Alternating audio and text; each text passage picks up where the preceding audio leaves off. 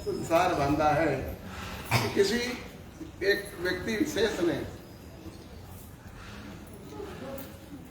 रक्षाबंधन के विषय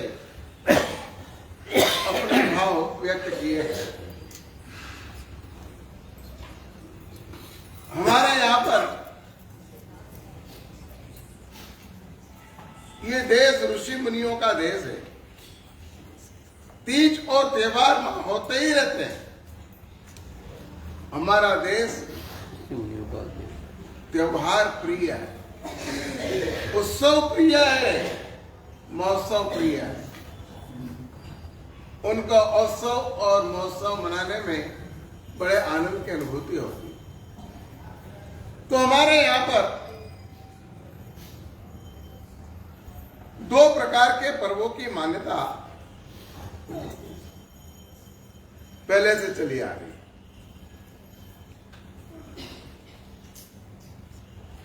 एक लौकिक पर्व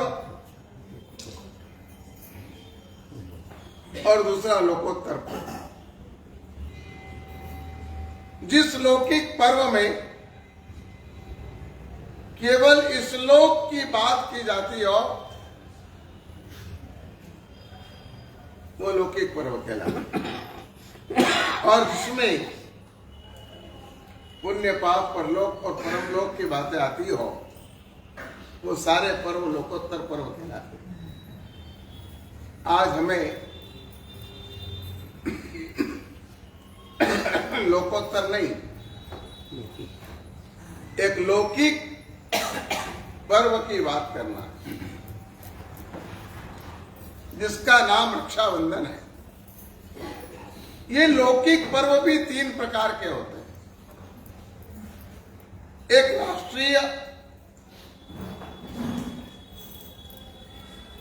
दूसरा सांस्कृतिक और तीसरा धार्मिक। इन तीन प्रकार के पर्वों में भी आज हम सांस्कृतिक पर्व रक्षाबंधन की बात करना चाहते हैं। हमारे यहाँ पर कई भ्रांत मान्यता प्रचलित है। लोग कहते हैं कि राखी मनाना मिथ्यात्व है, राखी का पर्व मानना मिथ्या पर्व है और जैनों ने उसे नहीं मनाना चाहिए। ठीक है, उन्होंने जो समझा वो उन्होंने बोल दिया, लेकिन इससे पहले हमें यहां पर मिथ्यात्व की परिभाषा समझना पड़ेगी। मिथ्यात्व की परिभाषा को समझे बिना हम इस पर्व को मिथ्या पर्व ठहरा नहीं सकते। तो मिथ्यात्व का मतलब क्या होता है कि अज्ञान के अंधकार को दूर कर प्रकाश के जाज्वल्यमान सूरज की तरफ जाना, वो मिथ्यात्व और सम्यक की परिभाषा है। गलत धारणा, भ्रांत मान्यताओं में जीना, वो मिथ्यात्व है। सुदेव सुगुरु सुधर्म को कुदेव कुगुरु और कुधर्म मानना, वो मिथ्यात्व है। और कुगुरु कुधर्म और कुदेव कुगुरु और कुधर्म को सुधर्म सुगुरु और सुधर्म मानना, वो मिथ्यात्व है। मेरी परिभाषाएं आपके दिमाग में बैठी? मतलब अन्य देवी देवताओं को आत्म कल्याण की बुद्धि से नहीं मानना, वो सम्यक दर्शन है। मतलब मानना वो मिथ्यात्व है। बुध, भैरव, भवानी, शिव, शंकर, ब्रह्मा, विष्णु, महेश, क्षेत्रपाल, चादर देवता, गांव देवता, क्या क्या बोलते हो अतिचार में? अतिचार किसको आता है कि नहीं? गोत्र देवता, गोत्र देवता आता है ना। इन सब को मानना वो मिथ्यात्व है और इस बात का हम मिच्छामि दुक्कडम मानते हैं। अब मुझे आप ये बताओ कि राखी यानी कि रक्षाबंधन पर्व पर हम कौन से मिथ्यात्व का सेवन कर रहे हैं। राखी के पीछे हमारी मानसिकता क्या है? एक बहन अपने भाई की दीर्घायु की कामना करते हुए अपने भाई की कलाई पर राखी बांधती है और उसके बदले में भाई अपनी बहन को उसके शील और सदाचार की सुरक्षा की गारंटी लेता है। इसमें मिथ्या तो कहां आया? इसमें मिथ्या तो कहां आया भाई? क्यों कह दिया हमने इसको मिथ्या पर्व? और अगर ये मिथ्यात्व है तो उसके भी कुछ उदाहरण लोग देते हैं कि भाई का बहन के प्रति जो प्रेम है वो मिथ्यात्व है, क्योंकि मेरा नहीं है उसको हमने मेरा माना। इस संसार के नाते रिश्ते अपने नहीं है और हमने उनको अपने माने और भाई और बहन के प्रेम को मोह का नाम दिया, राग के संस्कार का नाम दिया और राग का पोषण करना मिथ्यात्व होता। ये हम भी स्वीकार करते हैं, हमारा धर्म भी स्वीकार करता है, लेकिन ये यहाँ पर ये पर्व हम धार्मिक रूप में मना ही नहीं रहे, तो फिर धर्म की परिभाषा यहाँ क्यों घुसेड़ी? और यदि हम इस परिभाषा को मान्य रखते हैं, मान लो कि हमने माना कि एक बहन अपने भाई से अपने प्यार की वृद्धि के लिए या अपने प्रेम के इजहार के लिए अगर प्रयास करती है तो वो मोह जनित राग जनित संस्कार भवांतर में दिक्कत देंगे, इसलिए ये पर्व मिथ्या पर्व है, ऐसा कहकर हम उसे मानने से इनकार करेंगे। तो मुझे बताओ, भाई बीज नाम के पर्व को आप कहां ले जाएंगे? आप सबको सर्वविदित है कि भाई बीज का पर्व यानी भगवान महावीर के निर्वाण से संबंध में है। 5 दिन का एक साथ का ये पर्व है। पहले दिन धनतेरस, लक्ष्मी की पूजा करते हो। लक्ष्मी की पूजा करना मिथ्यात्व नहीं है। दूसरे दिन काली चौदस मनाते हो, रूप चौदस कहते हो। उस दिन संसार की यही कामनाओं के लिए घंटाकर महावीर आदि का होम हवन करते। ये क्या है? तीसरे दिन भगवान महावीर का निर्वाण कल्याण कब मनाते हैं, इसको दीपावली नाम देते हैं। ये हमारा प्योरली धार्मिक पर्व है। चौथे दिन गौतम स्वामी को केवल ज्ञान हुआ और सारी दुनिया में जो भगवान महावीर के निर्वाण का शोक छा गया था वो खुशी में बदल गया, इसलिए हमने उसको नूतन वर्ष का नाम दिया और एक दूसरे को जुहार करने लगे, एक दूसरे को हम शुभकामनाएं देने लगे, क्योंकि हम जीने के लिए अब फिर से सक्षम हुए। कल रात भगवान का निर्माण हुआ था तो सब लोग निराश हो गए थे कि ये द्रव्य उद्योग गया, भाव उद्योग गया, अब भाव प्रकाश चला गया, अब मिथ्यात्व रूपी अनेक प्रकार के अंधकार हमें परेशान करेंगे। पर दूसरे दिन गौतम स्वामी को केवल ज्ञान होने से फिर वो प्रकाश हमारे पास आया, इसलिए शुभकामना देने का कार्यक्रम चालू हुआ। 5वें दिन भाई बीज का पर्व मनाते हैं। हमारे लिए भी मेन ये समझना है। तो 5वें दिन भाई बीज का पर्व क्यों मनाया जाता है? कि भगवान महावीर का निर्वाण हुआ, भाई नंदीवर्धन को समाचार मिले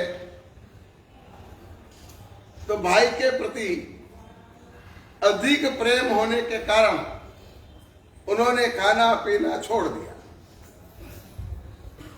अमावस की रात को भगवान ने काल किया, सुबह एकम का पूरा दिन वो भूखे रहे और इस बात का पता उनकी बहन सुदर्शना को चला। तो वो सुदर्शना अपने भाई के यहाँ गई, अपने भाई नंदीवर्धन राजा को, कि जो क्षत्रिय कुंड के राजा थे, उनको अपने साथ अपने घर पे लाई और उनको समझा बुझाकर प्रेम पूर्वक भोजन करवाया। उस दिन से भाई बीज नाम का पर्व हमारे यहाँ पर प्रचलित हुआ। कहते हैं कि महाजनों ये निगता संबंधा, जिस रास्ते से महाजन चला जाता है वो रास्ता मार्ग बन जाता है। उसको अपनाते हुए हम आज तक भाई बीज के पर्व को मनाते हैं। इस भाई बीज के पर्व में भी तो भाई बहन का प्रेम है, फिर इसको हम भी इसको ही मिथ्या पर्व कहेंगे? इसको ही मिथ्या पर्व कहेंगे क्या? देखो जो सिद्धांत होते हैं वो त्रिकाल अबाधित होते हैं। सिद्धांत क्या होते हैं? त्रिकाल अबाधित। उनमें तीनों काल में किसी प्रकार का बाध नहीं होता है, वो जैसे है वैसे ही रहेंगे। तो त्रिकाल अबाधित सिद्धांत में एक को मिथ्या पर्व कहना और एक को मिथ्या पर्व न मानना, ये कौन सी अकलबंदी? अब कई आराधक ऐसा सवाल खड़ा करते हैं कि महाराज साहब, अगर ये मिथ्या पर्व नहीं होता तो फिर अतिचार में इस पर्व के बारे में उल्लेख क्यों आता? उस अतिचार में राखी, अजाय, पूनम, क्या क्या बोलते हैं? क्या बात? एक जना बोलो बस और सबको समझ पड़े। बोलो कौन बोल रहा है? बैठे बैठे बोलो, खड़ा होने की जरूरत नहीं। बालक क्या है? बोल बेटा बोल। तेरे को आता है ना? आता है ना टीचर? फिर बोलना इसमें क्या है? टीचर नहीं बोलता है? ये बस सम्यक दर्शन का टीचर, शील सातवीं, हाँ गौरी तीज, अवादशमी, व्रतदासी, वचबासी, धनतेरसी, अनंत चौदशी, अमावस्या, आदित्यवार, उत्तरायण नैवेद्य किदा, नवोदक, याग, भोग, उतरणा किदा कराव्या, अनुमोद, निंबले पाणी घाला कराव्या, घर बाहेर तीर्थ खले, कुबेर तलाव नदी ग्रहवावे, समुद्र कुंड पुण्य। राखी किधर चलेगी? अरे पहले थोड़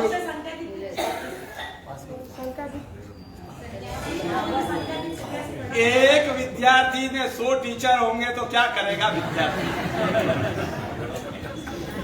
उस स्कूल की हालत खराब करके रखी।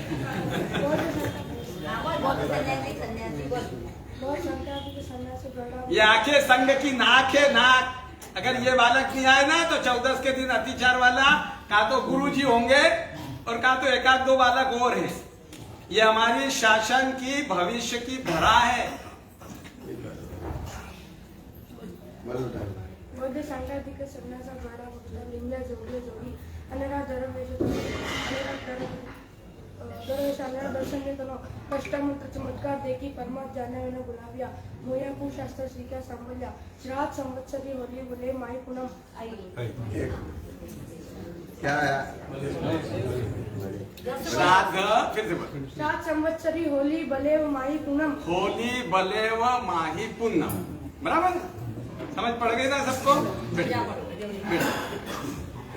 इसमें बलेव शब्द आया। क्या शब्द आया है? बलेव का मतलब क्या होता है? नहीं यार, तुमने गलत किया और यही हमारे यहाँ दुश्मन पैदा हुई है।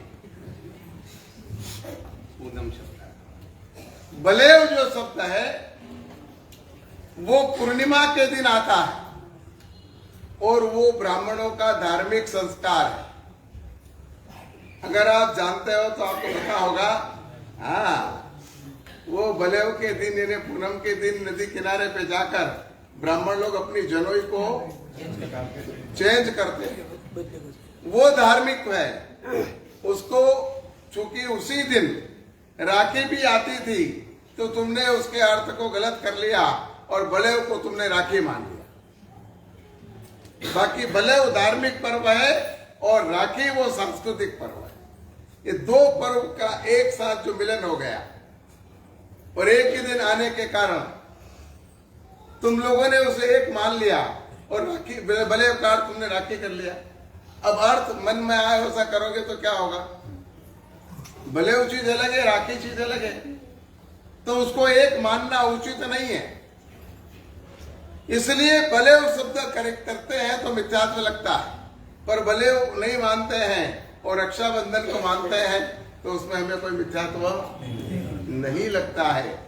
एक अब बहुत महत्वपूर्ण बात कर रहा हूं कि जैन शास्त्र में जगह जगह पर रक्षाबंधन बांधने की परंपरा पहले से चालू पाई। कल्पसूत्र सुना है आपने? कल्पसूत्र सुना है? उसमें 8 दिक्कुमारिकाएं भगवान का शुद्धि कर्म करने आती है और वो भगवान के हाथ पे कलाई पे राखी बांधती है, जिसको आप राखड़ी कहते हो। राखड़ी शब्द गुजराती है, मारवाड़ी नहीं है। राखड़ी शब्द क्या है? राखड़ी का मतलब राखी होता है। और वो दिक्कुमारिका भगवान के हाथ पर राखी बांधती और वो घोषणा करती है कि भगवान का कोई भी अहित करेगा तो उसको इंद्र महाराजा नहीं छोड़ेंगे। क्या ला रहा है? सनातन पूजा आप पढ़ाते हो, उसमें आप बोलते तो हो राखड़ी बांधी जय सैनपति। तो फिर वो मिथ्यात्व था तो भगवान महावीर के हाथ में क्यों बांधा? अरे भाई वो अगर राखी मिथ्यात्व ही थी तो भगवान महावीर के हाथ में क्यों बांधी? वो अवतारी पुरुष और तीर्थंकर जैसे तीर्थंकरों के समय में जब ये रक्षाबंधन का कार्यक्रम चल रहा था तो किसी ने क्यों नहीं रोका? दूसरी एक बात बताता हूं कि आपके यहाँ शिवचक्र महापूजन आदि होते हैं, उस दिन वो लाल रंग की रक्षा पोटलियां रखी जाती है। वो क्या है? क्या है वो रक्षा पोटली जो है वो आपकी रक्षा के लिए बांधी जाती है। किस लिए बांधी जाती है? बहन भी तो अपने भाई के हाथ में रक्षा के लिए रक्षा पोटली बांधती है। उसको मिथ्यात्व कहोगे, इसको सम्यक कहोगे, ऐसा क्या चलेगा? वो परंपरा भी हमारे यहाँ पर है। तो हमारे यहाँ पर कई आगमों में और कई ग्रंथों में रक्षा बंधन का, रक्षा बांधने का रिवाज देखने को आता है।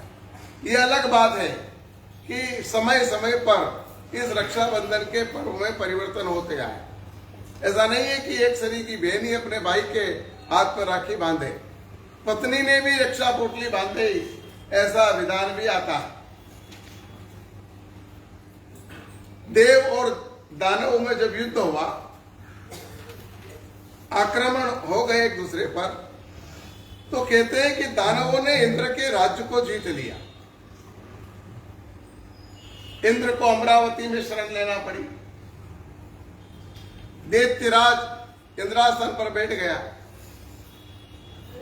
उस समय देवराज ने अपने गुरु बृहस्पति को बुलाया और कहा कि इसमें तो मुझे कोई राह दिखाओ। तब यहां पर उन्होंने कहा कि तू फिर से आक्रमण कर, विजय तेरी होगी। उस समय इंद्राणी ने इंद्र के हाथ पर राखी बांधी। ये पौराणिक कथा क्या है? जो बड़े बुजुर्ग लोग हैं और जो गांव में रहते थे और वहाँ कथा कलाकार लोग आते थे, तब वो ये कथाएं करते थे। अब तो वो कथा, उन कथाओं ने मोबाइल और टीवी ने स्थान ले लिया, इसलिए वो सब बातें आज अब देखने को, पर उस जमाने में इस तरह से सब बातें हुआ करती थी। तो इंद्राणी ने भी राखी बांधी थी इंद्र की रक्षा के लिए कि दैत्य के साथ आपका आक्रमण युद्ध होगा, उसमें आपकी तो बहन भी रक्षा पोटली बांधती है, ऐसे पत्नी भी बांधती है। एक पौराणिक कथा और आती, जब शिशुपाल को श्री कृष्ण ने उसकी बुआ को ये कहा था कि मैं इसके 100 गुना माफ करूंगा, पर 101 गुना इसने कर दिया तो जिंदगी में इसको माफ नहीं करूंगा। तो उसके बाद उसने बहुत सारे गुने किए, कृष्ण गिनते रहे, और जब इंद्रप्रस्थ में पांडवों के राज्य की स्थापना हुई, उन्होंने उस समय वहां पर राजसूय यज्ञ किया था, उसकी उजवणी हो रही थी और शिशुपाल भी उसमें आमंत्रित था। भीष्म पितामह आदि भी सब आए हुए थे। तो ये निर्णय हुआ कि भाई सबसे पहले सम्मान किसका किया जाए। तो सबने कहा अपने सब में बड़े भीष्म पितामह हैं तो इनका बहुमान किया जाए। तब यहाँ पर ये शिशुपाल खड़ा हो गया और उसने कहा कि इस नपुंसक का क्या बहुमान करते हो, ये बहुमान के काबिल नहीं है। उस समय भीष्म पिता ने कहा था कि महादेव की सौगंध, अगर ये मेरे प्रिय युधिष्ठिर की जन्म राजसभा नहीं होती तो आज तुझे छोड़ता नहीं। तब यहां पर बीच में कृष्ण बोल पड़े कि भैया मान जा, तू बड़ों का क्यों अपमान कर रहा है। तब यहां पर उसने कहा अरे तू तो ग्वालिया है, गाय चराने जा, राजसभा में तेरा क्या काम है। ऐसे उसने ये 99वां गुना कर दिया और 100वां गुना उसने फिर कर दिया कि इन लोगों को यहां से मार मार कर सभा में से भगा दिया जाए। ये सभा क्षत्रियों की है, या नपुंसक का कोई काम नहीं है और यहाँ पर ग्वालियों का कोई काम नहीं है। तब यहाँ पर कृष्ण ने कहा कि अब तेरे 100 गुना पूरे हो गए हैं, अब तू बच नहीं सकेगा। और कृष्ण ने अपने सुदर्शन चक्र को याद किया, हाथ में सुदर्शन चक्र आ गया और कृष्ण ने उसको घुमा करके शिशुपाल पर छोड़ दिया। शिशुपाल का गला कट गया, सुदर्शन चक्र को विसर्जित कर दिया। मगर कृष्ण की अंगुली में वो 1000 दांते वाला सुदर्शन चक्र जो घुमा तो उसके कारण वहां पर छिला गया और उसमें से खून निकल लगा। तब वहां पर द्रौपदी बैठी हुई थी। द्रौपदी ने अपनी साड़ी का पल्लू फाड़ करके और तुरंत कृष्ण के हाथ पर बांध दिया। पौराणिक कथाओं में यहाँ पर इस प्रकार की बात आती है कि वो रक्षा के लिए बांधा गया सूत्र था। क्या था वो? और इसके बदले में जब द्रौपदी का चीरहरण हुआ तब कृष्ण ने उसके चीर पहने की वस्त्र बढ़ा करके और उसकी सहायता की। ये राखी के विषय में ये पौराणिक कथा, राखी का बंधन ये भाई बहन के प्यार और प्रेम का बंधन है। और प्राचीन काल में इस बंधन को इतने सुदृढ़ रूप से लोग मानते थे कि बस पूछो मत। अपनी सगी बहन की बात तो छोड़ दो, मुंह बोली बहन की भी रक्षा करने के लिए अगर अपनी जान देना हो तो वो लोग हमेशा कुर्बान रहते हैं। बात मैं आपसे करना चाहता हूं मेवाड़ और अरिकंद के राजाओं में वेर की गठान बन गई थी। दोनों राजपूत थे। इधर यहां पर गुजरात के फिरोज शाह ने चित्तौड़ पर आक्रमण करने का निर्णय लिया। अरिकंद का राजा उमेद सिंह फिरोज शाह को मदद करने वाला। तब यहां पर चित्तौड़ के राजा मान सिंह की बेटी पन्ना ने उमेद सिंह को राखी भेजी और उस राखी भेजने के कारण सारा दृश्य बदल गया। यदि पन्ना मुझे अपनी भाई मानती है तो उसके नगर का, उसके देश का, उसके राज्य का रक्षण करना मेरी जवाबदारी है। उस राखी के छोटे से सूद बंधन ने उमेश सिंह की भावनाओं को बदल दिया और उसने चित्तौड़ को मदद की और फिरोज शाह को युद्ध में शिकस्त देकर मारकर वापस गुजरात भेज दिया। ये हमारे यहाँ पर अभी वर्तमान कालीन राखी की बात ऐसी आती है। एक बात और कुर्मावती की आती है। रानी कुर्मावती ने बादशाह हुमायूं यानी कि अकबर के पिता को राखी भेजी थी और उसने भी अपनी मुंह बेली बहन कुर्मावती का मान रखा और जो बादशाह आक्रमण करने वाला था उसको रास्ते में ही घेर कर उसको शिकस्त दी और बहन की सुरक्षा की। ऐसे तो सैकड़ों उदाहरण हमारे यहाँ पर राखी के संबंध में आपको मिल जाएंगे। उनकी कोई कमी नहीं है, क्योंकि हमारा देश उत्सव महोत्सव प्रिय देश है। यहाँ पर ऐसी घटनाएं रोज की बनती रहती है। हमारे जैन शास्त्रों में और वैश्वोत्तर पुराण में एक प्रसंग आता है राखी से संबंधित। मुझे लगता है कि वहीं से आम प्रजा में राखी बांधने का रिवाज प्रारंभ हुआ। पहले जब आवश्यकता होती थी तब बहन भाई को राखी बांधती थी या भेजती थी और वो कार्य हो जाता था, मगर व्यवस्थित रूप से इस पूनम के दिन राखी मनाने का जो सिलसिला और रिवाज चालू हुआ, उसके पीछे जैन धर्म में भी एक कथा है और उसी कथा को थोड़े से नाम के अंतर में वैश्वोत्तर पुराण नाम के ग्रंथ में भी आती है। दरअसल बात ऐसी है कि हस्तिनापुर का राजा पद्मोत्तर था। वो चक्रवर्ती सम्राट था। उसके राज्य में एक नमुची नाम का मंत्री था। वो नमुची बड़ा आतताई, क्रूर और प्रजा को दुख देने वाला, मगर किसी कार्य से चक्रवर्ती सम्राट पद्मोत्तर उस पर खुश हो गए, तो उन्होंने कहा कि इस कार्य के बदले में तो जो चाहे मांग ले।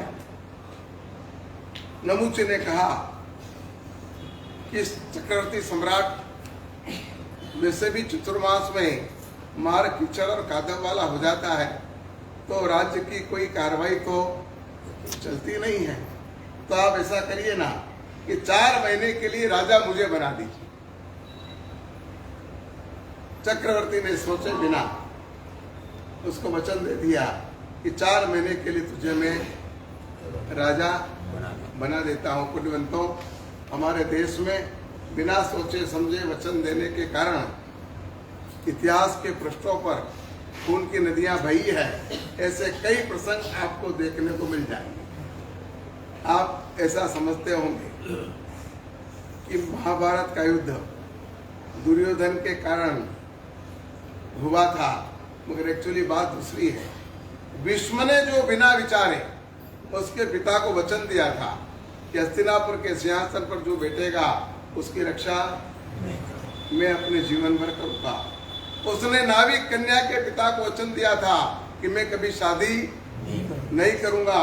उसने नाविक श्रेष्ठ से कहा था कि मैं कभी भी राज्य ग्रहण नहीं करूंगा।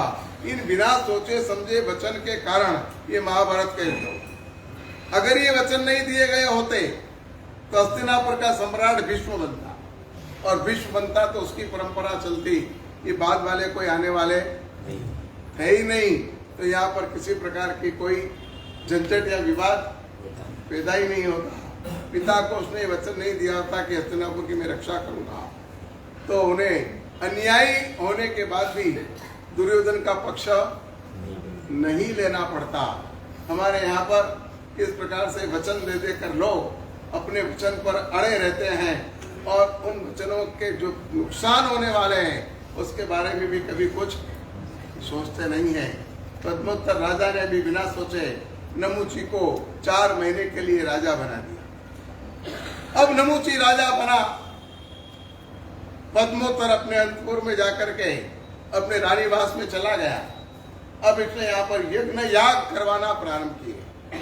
हिंसक यज्ञों का प्रारंभ हुआ। यज्ञ वेदिकाओं में पशुओं को होमने लगा। सब धर्माचार्य इसके धर्म की प्रशंसा करने लगे, क्योंकि इस जमाने में चाटुकार लोगों की कमी नहीं है। मक्खनबाज लोगों से सावधान रहिए, आपको बहुत मक्खन लगाएंगे। आप जब मिलेंगे तब आपको क्या कहेंगे? अरे वाह साहब वाह, आपने तो आज व्याख्यान में कमाल कर दी। एक साथ 5 लाख की जाहिरात करी, आपके मुंह पे ऐसा कहेंगे। और 4 जने मिलेंगे तो कहेंगे कि सुना आपने, वो आदमी 5 लाख रुपए जाहिर कर ही नहीं सकता। उसने करे तो कहीं लॉटरी लग गई या कहीं अन्याय अनिति का पैसा आ गया है। अथवा जाहिरात करी पर पीछे है क्या आदत है व्यक्ति के पीछे उसकी टांग खींचना, ये तो हिंदुस्तान की पुरानी आदत है। हमारे ज्ञानेश महाराज ने मुझसे कहा था कि वो बात सुना देना आप जरा टांग खींचने वाले। तो अचानक के विषय निकल गया, आपको सुनाता हूँ, बहुत बढ़िया बात है। एक बार दिल्ली इंग्लैंड की राजधानी लंदन में केकड़ों का एक सम्मेलन, दुनिया भर के केकड़े वहां पर आए और सारे केकड़े वहां पर आकर के अपने अपने स्थान पर ठहर गए। इधर मुल्ला नसरुद्दीन हिंदुस्तान के सब केकड़ों को एक डब्बे में भर के और लेके चला गया। वो इंग्लैंड के लंदन एयरपोर्ट पे उतरा तो लोगों ने देखा इसका मुंह खुला है। तो लोगों ने कहा कि मुल्ला ये डब्बे का ढक्कन बंद कर दे, यदि ये केकड़े कूद करके बाहर आ गए तो पूरे रेलवे स्टेशन पे धूम मचा देंगे। बोले आप चिंता मत करो, इसमें से एक भी केकड़ा बाहर नहीं आएगा। अरे बोले आ गया तो क्या करेंगे? बोले आ गया तो मैं बैठा हूं। अरे पर तुम क्या कर लोगे? अफरा तफरी मच जाएगी, दौड़ा दौड़ी हो जाएगी। तब यहाँ पर लोगों ने कहा भैया मान ले हमारी बात, इसका ढक्कन बंद कर दे।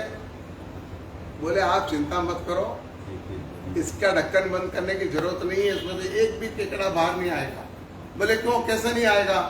बोले ये सब हिंदुस्तान के केकड़े हैं, एक केकड़ा वो बाहर उछल के जाता, दूसरा उसकी टांग खींचता,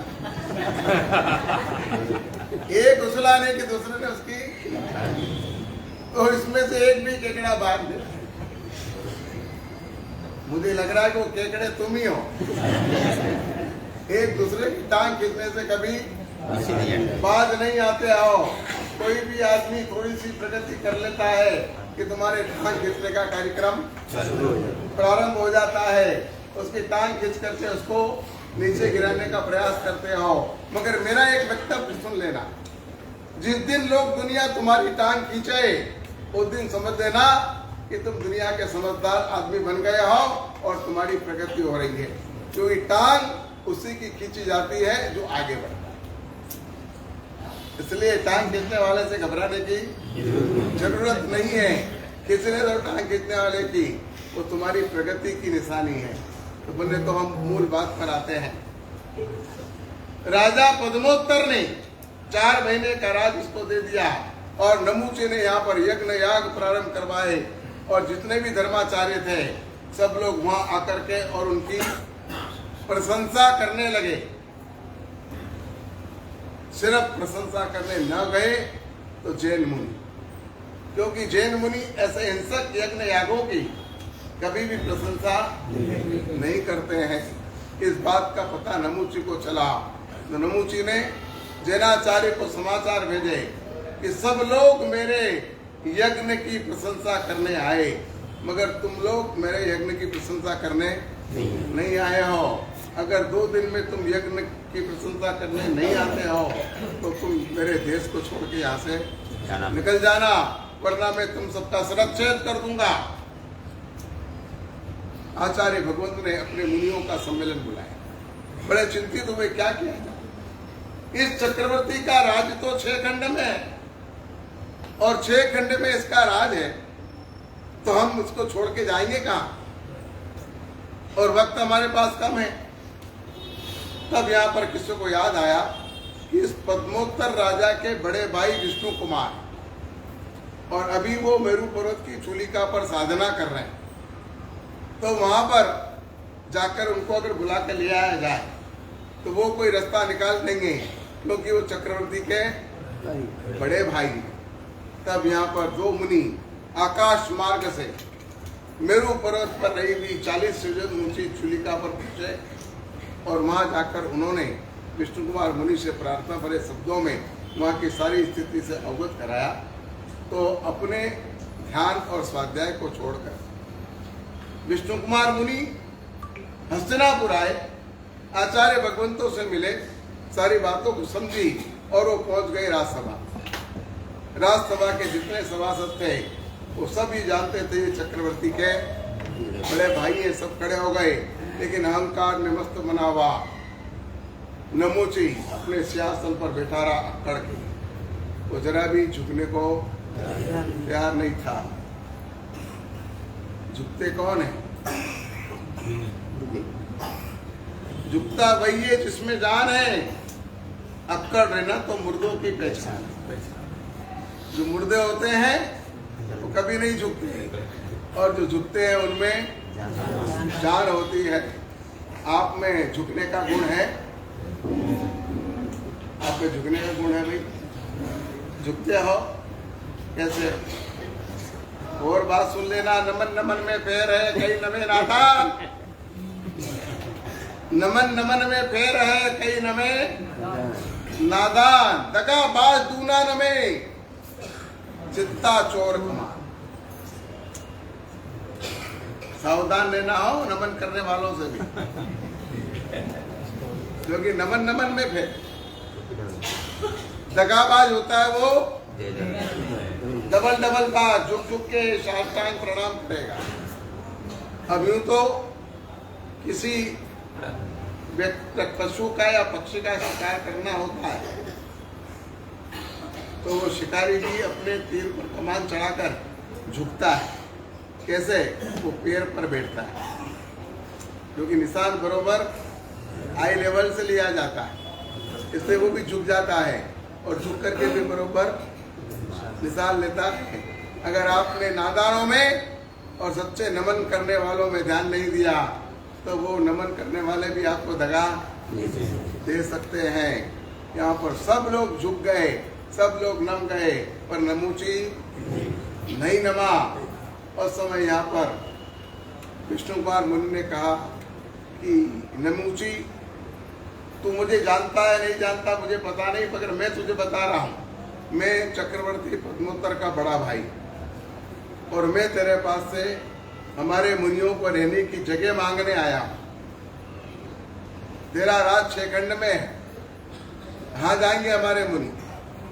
तब यहाँ पर नमूची कहता है, अच्छा ठीक है, आप चक्रवर्ती के भाई हो, इसलिए आपको 3 कदम जमीन माप कर लेने की मैं छूट देता हूं। आप जहां चाहे 3 कदम जमीन माप लो, और बाकी उनमें ही आपको सबको रहना है। अगर उससे बाहर कोई रहा तो मैं उनको एक को जिंदा नहीं छोड़ूंगा। विष्णु कुमार मुनि ने कहा, भैया 3 कदम जमीन में कितने साधु रह पाएंगे? थोड़ा तो विचार करके बोल। उसने कहा, नहीं मैंने कह दिया सो कह दिया, 3 कदम जमीन मिलेगी, उससे ज्यादा। और विष्णु कुमार मुनि को बड़ा गुस्सा आया। उनके पास वैक्रीय लब्धि थी, उन्होंने वैक्रीय लब्धि थी अपना शरीर 1 लाख योजन ऊंचा बनाया, और 1 लाख योजन का ऊंचा शरीर बनाकर एक पैर जम्बूद्वीप की इधर पूर्व जगती पे रखा और एक पैर रखा पश्चिम की जगती पर, और केवल 2 पैर में पूरे 6 खंड की पृथ्वी माप दी। और उस नमूची से कहा, बोल अब तीसरा पैर कहाँ है? तूने मुझे 3 कदम जमीन दी है। मुनि का ऐसा विराट रूप हो गया कि पूरे ब्रह्मांड में खलबली मच गई। इंद्र भी दौड़कर आए, दानवेंद्र भी आए, सारे मनुष्य भी इकट्ठे हो गए, चारों तरफ हाहाकार मच गया, सबको मौत का तांडव नजर आने लगा। जब कोई बचने वाला, उस समय क्रोधित होकर के विष्णु कुमार मुनि ने कहा, बोल तीसरा कदम कहाँ रखो? नमूची तो घबरा गया और मुनि से माफी मांगने लगा, लेकिन क्रोधावेश में आए मुनि ने, ये तीसरा पैर मैं तेरे सर पे रखता हूं, और ऐसे करते हुए उसके पैर सर पे पैर रख दिया। वो सीधा पाताल में घुस गया, मर करके सीधा नरक में चला गया। इधर यहाँ पर इंद्रों ने, देवेंद्र ने सोचा कि मुनि का क्रोध शांत करना बहुत जरूरी है। इधर अंतपुर में खलबलाहट मचने के कारण चक्रवर्ती पद्मोत्तर भी बाहर आया। उन्होंने अपने बड़े भाई का इतना विशाल रूप देखा, तब यहाँ पर उनसे प्रार्थना की इंद्र ने रंभा उर्वशी से नाटक प्रारंभ करवाए, इधर यहाँ पर शांत होने वाले ऐसे संगीत की सुरावलियां छोड़ी गई, तब जाके मुनि का थोड़ा क्रोध शांत हुआ और उन्होंने अपनी काया को वापिस जितनी थी उतनी कर ली। चक्रवर्ती को आड़े हाथ लेते हुए कहा, इस तरह से अयोग्य लोगों को तुम राज्य सुप्रत कर देते हो, कि तुम्हारे लिए अच्छे संकेत नहीं है। वास्तविक गुनहगार वो नहीं तुम हो, मगर हम तो मुनि हैं, हम सबको माफ कर दे, आइंदा आगे से ध्यान रखना। और यहाँ से विष्णु कुमार मुनि निकल गए। ये कहानी आती है जैन आगमों में, और भविष्योत्तर पुराण में भी यही कहानी आती है। उसमें फर्क इतना है कि नमूची का नाम वहां पर बलि राजा दिया है। क्या दिया है? बलि राजा। और विष्णु कुमार का नाम दिया उन्होंने वामन अवतार। ये विष्णु का वामन अवतार माना गया है, बस इतना फर्क है, बाकी पूरी कहानी। अब जब एकदम मुनि शांत हो गए और पूरे ब्रह्मांड में शांति हो गई और सबको लगा कि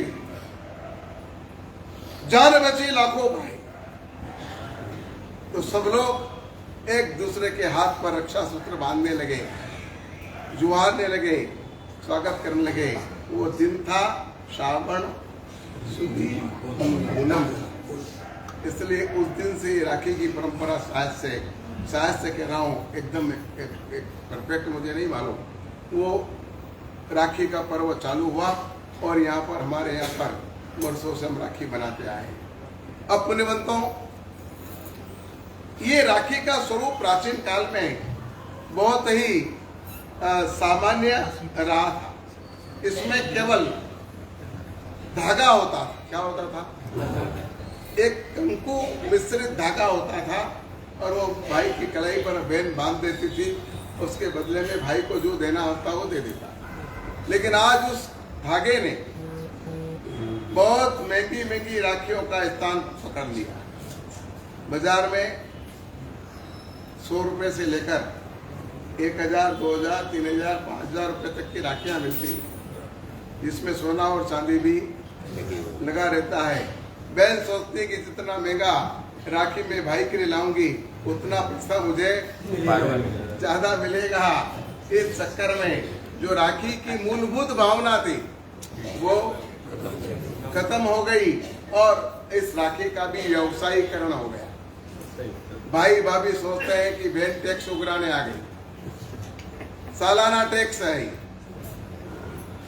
और बहन सोचती है कि कैसे भी करके भाई से ज्यादा पैसा मैं ले लूं। पुण्यवंतों, आज हमारे यहाँ पर अब धीरे धीरे उसके कारण राखी का स्वरूप बदल रहा है, और राखी मनाने में लोग उदासीन हो रहे हैं।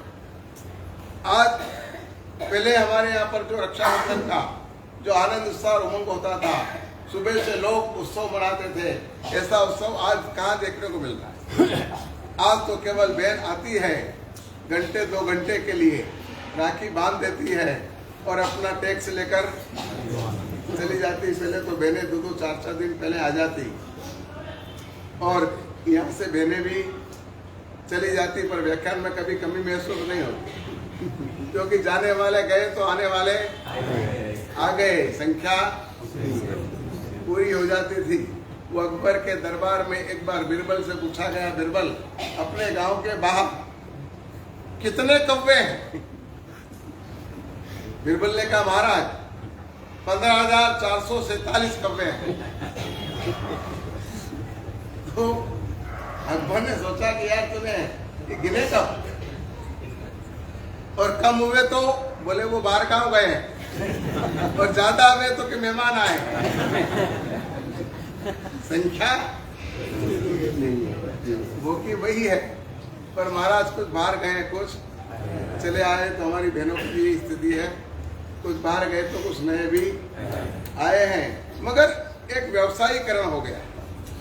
लोग राखी को पहले जिस उत्साह उमंग से मनाते थे, वो उत्साह उमंग आज देखने को क्या मिलता? आज तो 10 मिनट का हम व्यापार में से टाइम निकालते हैं, जड़ जाके बहन से राखी बंधवा लेते हैं और वापस अपनी दुकान पर चले जाते हैं।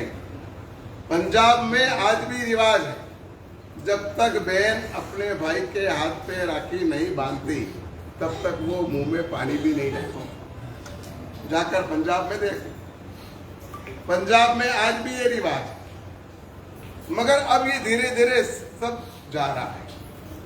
दिवाली की रोशनी भी अब खत्म हो गई, होली भी अब नहीं मनाते हैं। और फिर आजकल हमारे ये पर्व मनाने में हमको पिछड़ा कहा जाता है। क्या कहा जाता है कि इनके रीति रिवाज कैसे। होली के दिन देखो तो कीचड़ उछाल रहे हैं, पानी ढोल रहे हैं, ये सब उनको पिछड़ापन लगता है। लेकिन वही अंग्रेज लोग कि जिन्होंने हमारे दिमाग में ये भूसा भरा, वही टमाटर उत्सव मनाते, एक दूसरे पर टमाटर फेंक कर मारे जाते, तब उनके कपड़े, तब उनका शरीर, तब उनका मुंह खराब नहीं होता। हमारा रीति रिवाज खराब, तुम्हारे सब अच्छे। उन्होंने हमारी भावनाओं पर एक उठार कर दिया। वो चाहते थे कि हमारी प्रजा जो है वो केवल और केवल श्वेत प्रजा रहे, सब दूर यीशु के मानने वाले लोग रहे। इसलिए तो उन्होंने हमारी भाषा में परिवर्तन कर दिया। हम विक्रम संवत मनाते थे, और विक्रम संवत का पहला दिन कौन सा था? चैत्र शुद्ध गुड़ी पड़वा। आज गुड़ी पड़वा का क्या महत्व रहा? इधर कर्नाटक आदि में उसका महत्व ज्यादा है, लेकिन गुजरात में, मध्य प्रदेश में, महाराष्ट्र में, उस मारवाड़ में विक्रमादित्य का कोई नहीं। और क्रिसमस डे से हमारा नाता जोड़ दिया, ईस्वी सन चालू कर दिया, तो क्रिसमस डे हमको याद रह जाती है। और विक्रमादित्य के नाम और काम से हम आज एकदम अनभिज्ञ और अनजान रह गए। पुण्यवंतों, एक बात अच्छी तरह समझ लेना कि विदेशी कंपनियों ने अच्छी तरह समझा है कि भारत एक बहुत बड़ा मार्केट है। क्या है? बहुत बड़ा मार्केट है, और भारतीय प्रजा को उल्लू बनाना बहुत सरल है, उनको लूटना बहुत सरल है। इसलिए उन्होंने अनेक प्रकार के डे का प्रचलन करके और हमारे देश में मीडिया के द्वारा इसका प्रचार करा है। मीडिया ने प्रचार इसलिए किया कि उसको एडवर्टाइज मिलने लगे, फ्लावर्स बढ़ने लगे, उनकी दिखती कमाई होने लगी। इधर यहां पर विदेशी कंपनियों ने कार्ड छपवाए, फ्रेंडशिप डे बेल्ट छपवाए, बेल्ट बनाए, और उन्होंने धड़ल्ले से भारत में इनको बेचने का काम प्रारंभ किया। हमने आगे पीछे कुछ नहीं देखा। आज एक एक फ्रेंडशिप डे या रोज डे या वैलेंटाइन डे के जो कार्ड हैं, वो कार्ड कितने महंगे मिलते हैं? 50 रुपए से कम का तो कोई कार्ड मिलता ही नहीं होगा। अब हमारे जैसे बेवकूफ 10 कार्ड ले आते हैं तो रुपए कितने हो गए? 500 रुपए का खर्च हमारे मनी पैकेट पर पड़ा, ये पॉकेट का बोझ पड़ा। और जब घर के माता पिता से ये मनी पॉकेट का खर्चा नहीं दिया जाता है, तब हमारे बच्चे बच्ची गलत काम करने को उतारू हो जाते हैं, और वो अपने शरीर के साथ चैन चाला करने वाले लड़कों के साथ घूमती है और उनसे पैसा कमाती है। आपने अपने पर्वों को मनाना बंद कर दिया तो ये डे घुस गए। मैं पहले ही आपको कह गया था कि हमारे यहाँ पर उत्सव प्रिय देश है, हम उत्सव के बिना नहीं रह सकते। उत्सव तो हमें चाहिए, उत्सव के बिना हमारा दिन कभी पूरा नहीं होता। तो इसलिए वो उत्सव तुमने छुड़वा दिए सांस्कृतिक, तो अब ये क्या घुस गया? Friendship day, Valentine day, rose day, क्या है ये क्या है? ये कौन सा तरीका है? आज तो अमेरिकन लोग भी तुम्हारे डे मनाने की बात पर हंसते हैं। वो कहते हैं कि इतने डे तो हम हमारे देश में नहीं मनाते, इतने डे तो आज हिंदुस्तान में मनाए जा रहे हैं। कोई फादर्स डे, कोई मदर्स डे, कोई सिस्टर डे, अब एक डे मनाना बाकी रहा है। बोलो मनाना है। चपटी डे कौन सा? क्योंकि हम तो अंदर ही नगरी चौपट राजा।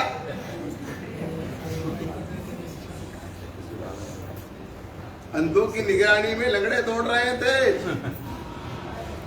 अंधों की निगरानी में लंगड़े दौड़ रहे थे। यहाँ पर हम किसी प्रकार की कोई परवाह करते नहीं है, सोचते नहीं है कि इनको मनाने के पीछे क्या होगा। हमारे पर्वों में कहीं न कहीं त्याग और वैराग्य की बात आएगी। इनके पर्व में केवल ड्रिंक एंड बी मैरी, खाओ पियो और मौज करो, इसके अलावा कुछ भी नहीं आएगा। इनमें सुरा और सुंदरियों के नाच गान के अलावा आपको कुछ भी देखने को नहीं मिलेगा। 31 की नाइट को आप जाकर देखो आपके बच्चे बच्ची क्या कर रहे हैं। आप कहते हो महाराज साहब हमारी बच्ची तो बहुत समझदार है और वो ऐसी नहीं है, मगर ये तुम्हारा मानना है। किसी दिन रात को उनके पीछे जाकर देखना कि वो कहाँ जाती है और क्या गुल खिलाती, तब आपकी आंखें खुली। ऐसा नहीं है कि आपको मालूम नहीं है। आप जवाबदार वर्ग हैं और जवाबदार वर्ग होने के नाते भी आप लोग जानबूझकर आंख मिचौलिया कर रहे हैं। आप अपने बेटे बेटियों को अपने घर में कुछ कह नहीं सकते। ऐसा वातावरण आपके घरों में अब निर्मित हो चुका है। आज तुम्हारे बेटे बेटियां, तुम तो रात को 9 बजे सो जाते हो और उनको 10 बजे के बाद घर से बाहर जाने का टाइम होता है। फ्लैट की चाबी रखते हैं, फ्लैट खोल लिया, बाहर से ताला लगाया, चले गए। रात को 1 और 2 बजे तक क्लबों में नाचते रहे। कौन किसके साथ नाच रहा है ये किसी को होश नहीं। तुम्हारे बेटे बेटियां ऐसे दारू की बोतलें पी रहे हैं। अभी थोड़े दिन पहले इस राजस्थान पत्रिका में एक फोटो आया, एक कोई समाचार देने वाले व्यक्ति ने वो फोटो खींचा। उसमें लिखा था कि ये मारवाड़ी लोगों के बेटे बेटियां बहू क्या तमाशा कर रहे हैं। आप सोचो तो सही कि हम सब कहाँ जा रहे हैं। काम तो खड़ा रहना है, हम कहाँ जाके रुकेंगे। हमें इन बातों पर खूब गौर फरमाना पड़ेगा।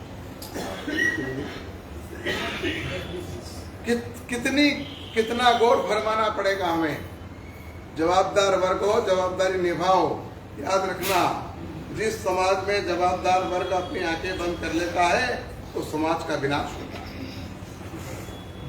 आज आप लोगों ने क्या सोच लिया, हम क्या जाए जन्नम में।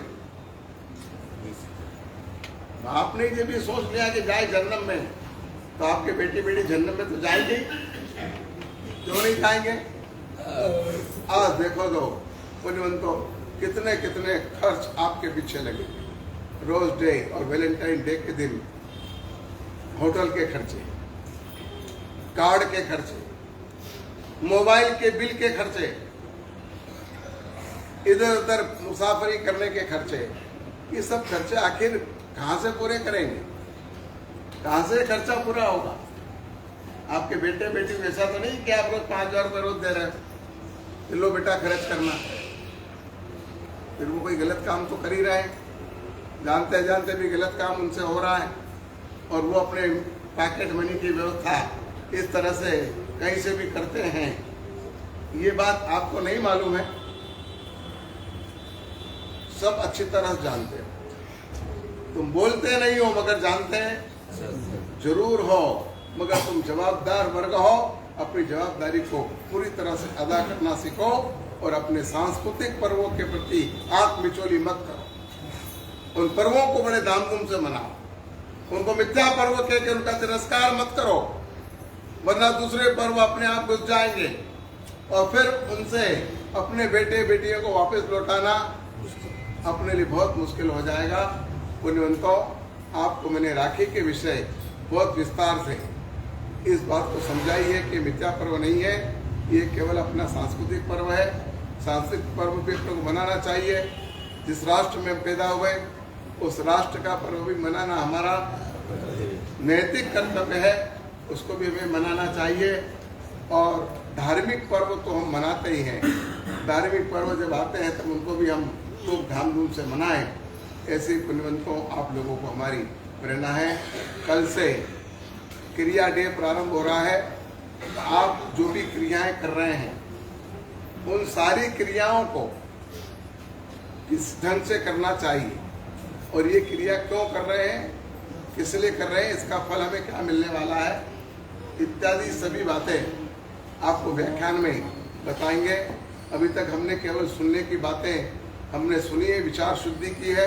अब आचार मार्ग पर हम उतर रहे हैं कि थोड़ा हमारा आचार विचार, हमारी धार्मिक क्रियाकांड थोड़े शुद्ध हो जाएं, थोड़े अच्छे हो जाएं, तो हमारे जीवन में बहुत अच्छा फायदा हो सकता है। तो ये एक अपन कल से वो रख रहे हैं और ये 4-5 दिन का सप्ताह चलेगा। बीच में एक जाहिर प्रवचन आएगा आर्यवर्त के आदर्श माता पिता, और उसके बाद आएगी 68 तीर्थों की भाव यात्रा।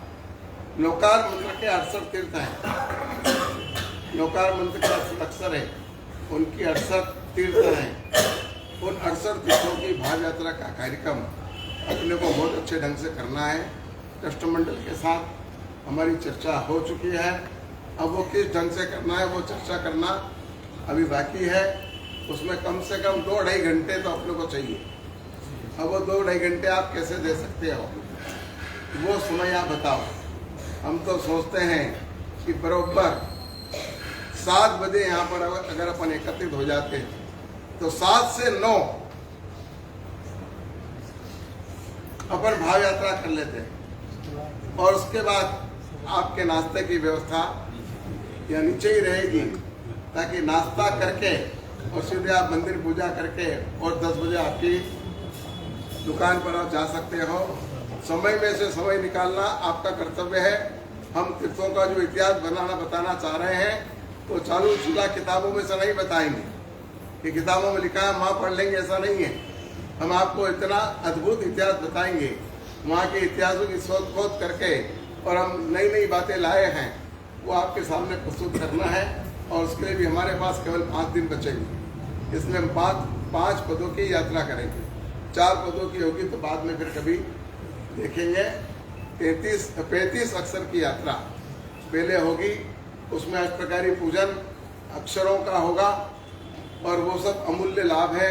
अब वो किस तरह से करना है ये फाइनल है, लेकिन किस तरह से करना है वो कस्टमर के साथ बैठ करके और निर्णय करके आपको हम जाहिरात करेंगे। चलिए आइए, आज हमारे यहाँ पर एक 8म का तपस्वी का 8म पूर्ण हो रहा है। उस तपस्वी का बहुमान भी करें और अगला